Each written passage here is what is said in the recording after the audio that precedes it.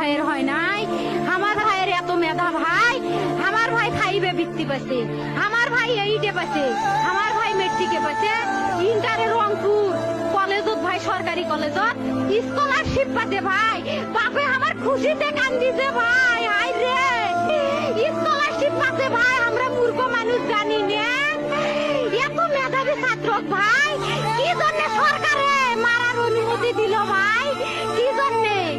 আমার ভাই রুকিয়া ভার্সিটির ইংলিশ সাবজেক্ট নিয়ে অনার্স করলো ভাই, 4 বছর হয়েছে ভাই।